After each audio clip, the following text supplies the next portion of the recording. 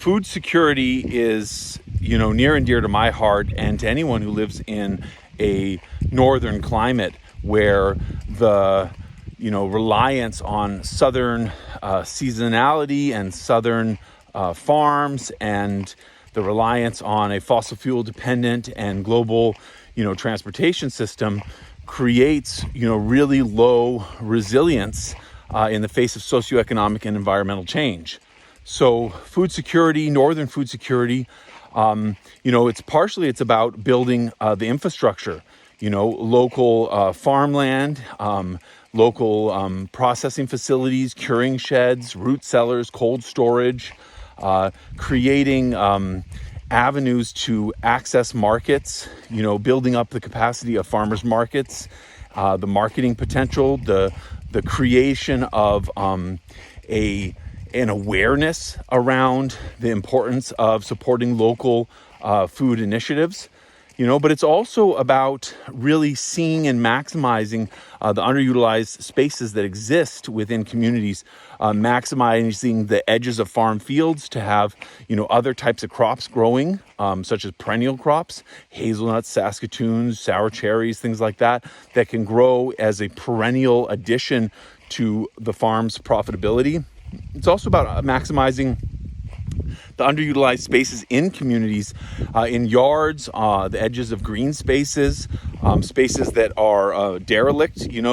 unused lots, because these have huge potential to create community gardens and create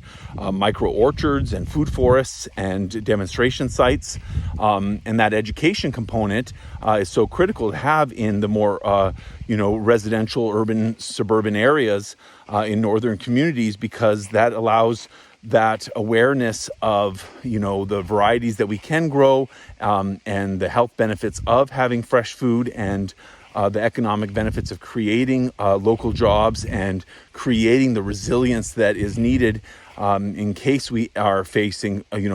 increased fuel costs, in case we're facing, lack of sources of seed, which brings us to one of the most important and one of my favorite topics, and that is finding site-suitable plants for northern communities. So finding plants that are hardy to the winters, finding plants that grow well in the local soils, finding plants that are, in demand by the local communities. And this site suitability, this search for site-suitable crops, annual and perennial, is really the foremost step to take in northern food security, through trialing many different types of plants, through creating databases, through creating living laboratories that are working continuously to discover new varieties, to really explore the regional food plant potential for a northern community.